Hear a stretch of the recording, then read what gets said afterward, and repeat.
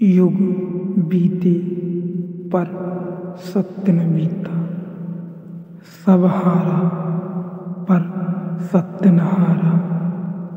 यदि आपने अभी तक अंतिम अध्याय नहीं देखा है तो कृपया करके अंतिम अध्याय देखें, उसके बाद ही इस अध्याय में प्रवेश करें। इसलिए पहले तो यह पूछो ही मत कि यदि लोग सुख दुख में प्रतिक्रिया करना छोड़ दें तो वे पशु या पौधे जैसे तो नहीं हो जाएंगे।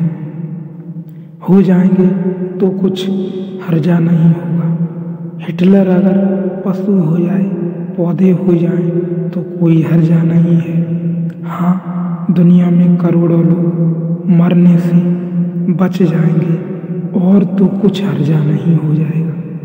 नादिर शाह अगर शेर होता तो कोई हजार हर्जा होता, 10-5 आदमियों को मारकर तृप्त हो जाता, भोजन के लिए ही मारता। ऐसे अकारण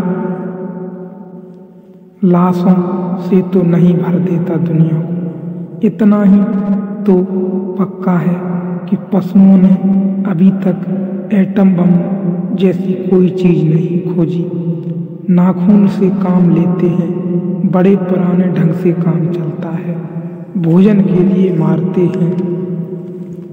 आदमी अकेला जानवर है जो बिना भोजन की इच्छा के भी मारता है। आदमी जाता है जंगल में अकेले शिकार करने, पशुओं पक्षियों को मारता है और कहता है आखेट के लिए आए, खेल के लिए आए। और अगर सिंह उस पर हमला कर दे तो वह आखेट नहीं है। फिर नहीं कहता कि सिंह खेल कर रहा है, करने दो, आखेट हो रही है, खेल के लिए मारते हो। कोई पशु नहीं मारता खेल के लिए। और एक बड़े मजे की बात है कि कोई पशु अपने वर्ग में नहीं मारता। कोई सिंह किसी दूसरे सिंह को मारता नहीं। कोई बंदर किसी दूसरे बंदर की हत्या नहीं करता। सिर्फ आदमी अकेला जानवर है जो आदमियों को मारता है। चींटी चींटी को नहीं मारती, हाथी हाथी को नहीं मारता, कुत्ता कुत्ते को नहीं मारता। लड़ झगड़ने मारने वगैरह की बात नहीं करते, हत्या नहीं करते। आदमी अकेला जानवर है जो एक दूसरे की हत्या करता है। आदमी में ऐसा क्या है जिसके लिए तुम इतने परेशान हो रहे हो? खो भी जाएगा तो क्या खो जाएगा? पेड़ पौधे बहुत सुंदर हैं, पशु बड़े निर्दोष हैं, मगर मैं यह नहीं कह रहा हूँ कि तुम पेड़ पौधे या पशु हो जाओ। मैं सिर्फ यह कह रहा हूँ कि सिर्फ अहंकार छोड़ो। और दूसरी बात, यह मैंने कहा भी नहीं कि सुख और दुख में प्रतिक्रिया करना छोड़ दें। यह अष्टावक्र ने भी कहा नहीं। सुख दुख में समता रखने का अर्थ सुख दुख में प्रतिक्रिया करना छोड़ देना नहीं है। सुख दुख में समता रखने का अर्थ केवल इतना ही है कि मैं साक्षी रहूँगा। दुख होगा तो दुख देखूंगा, सुख होगा तो सुख देखूंगा। इसका यह अर्थ थोड़े ही है कि जब बुद्ध को कांटे चुभाओगे तो उनको दुख नहीं होता। बुद्ध को कांटे चुभाओगे तो तुमसे ज़्यादा दुख होता है, क्योंकि बुद्ध तुमसे ज़्यादा संवेदनशील हैं। तुम तो पथरीले हो, बुद्ध तो कोमल कमल की तरह है। तुम जब बुद्ध को कांटे चुभाओगे तो बुद्ध को पीड़ा तुमसे ज़्यादा होती है। लेकिन पीड़ा हो रही है शरीर में।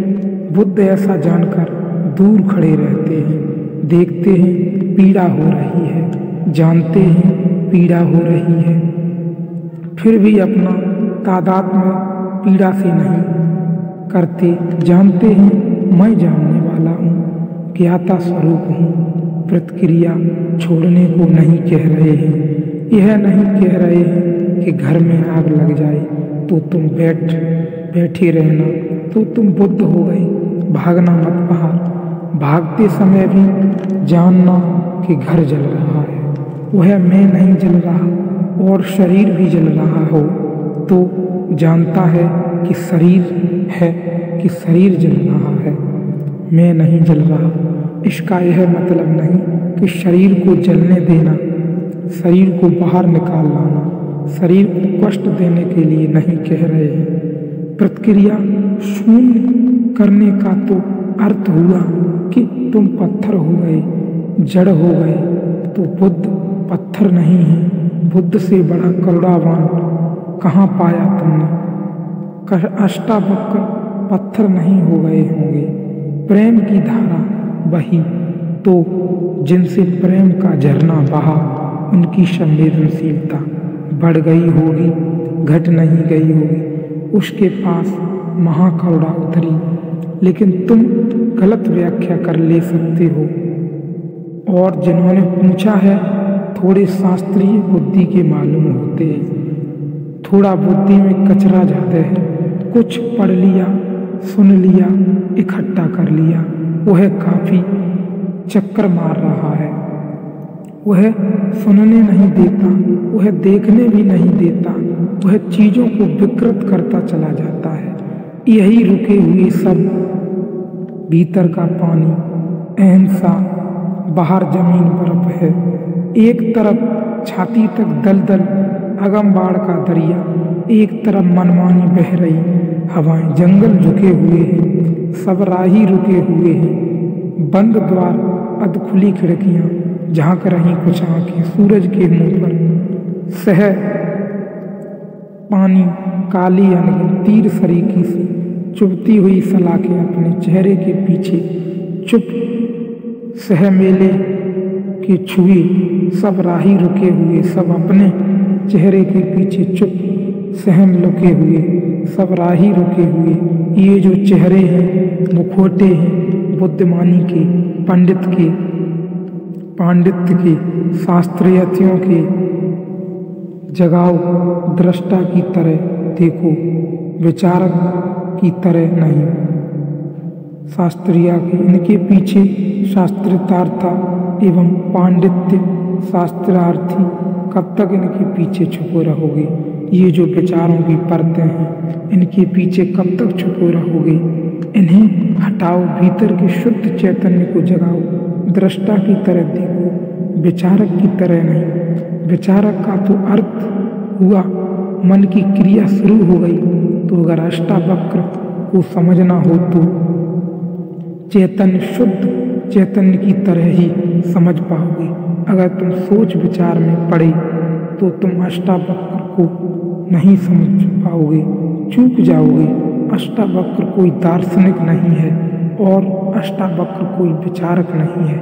अष्टावक्र तो एक संदेश वाहक है, चैतन्य के साक्षी, शुद्ध साक्षी। सिर्फ देखो, दुख हो दुख को देखो, सुख हो सुख को देखो। दुख के साथ यह मत कहो कि मैं दुख हो गया, सुख के साथ यह मत कहो कि मैं सुख हो गया।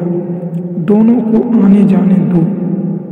रात आए तो रात देखो, दिन आए तो दिन देखो। रात में मत कहो कि मैं रात हो गया, दिन में मत कहो कि मैं दिन हो गया। रहो अलग थलग, पार अतीत ऊपर दूर, आनंद में एक ही बात के साथ तादाद में रहें कि मैं दृष्टा हूँ, साक्षी हूँ। और डूबो आनंद में, पहुँचो अनंत गहराइयों में, रस की धार के साथ बहते चले जाओ।